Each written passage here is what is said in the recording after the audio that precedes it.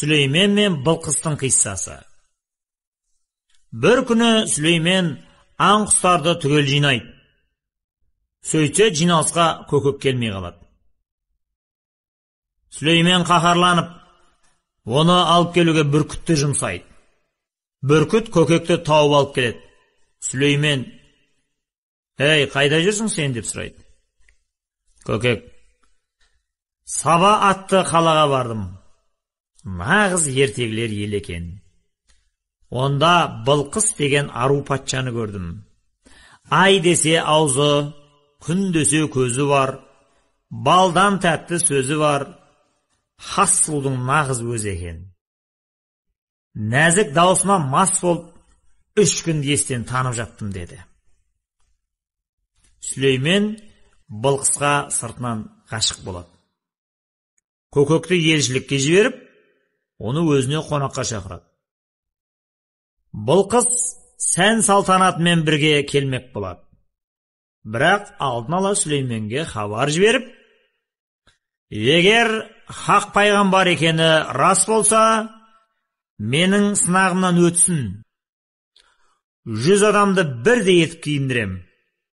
Олардың түріне қарамастан, ұл не қыз екенін айырсын.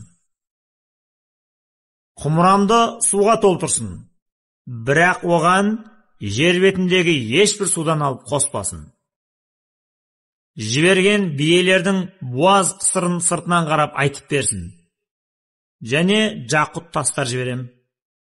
Асыл тастарға ешбір дию пері адамның қолын тигізбей, ортасынан тессін де жіп өткізіп, алқа етіп өзіме қайтарсын.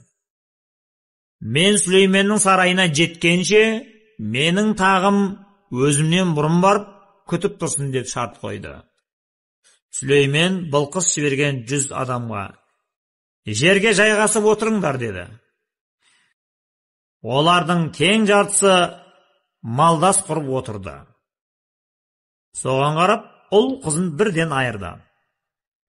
Аспандағы бұлтқа әмір беріп, құмыраны аспан суына толтыртты. Биелерді қуып айдатты.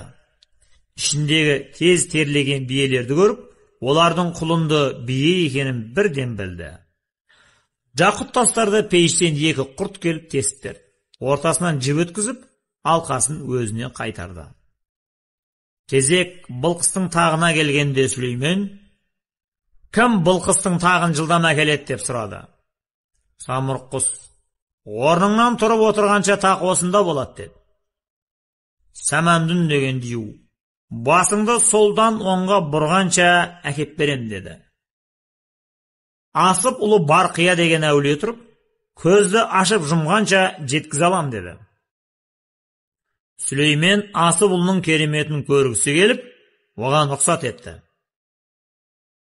Көзді ашып жұмғанша алтын тақ алдында тұрды.